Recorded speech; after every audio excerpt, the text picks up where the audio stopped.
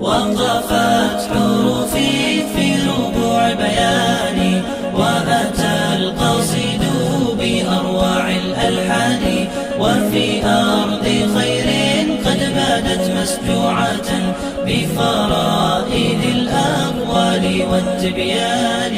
نبدي الجمال على غصون بهائكم، ليفوح عطر الورد والريحان.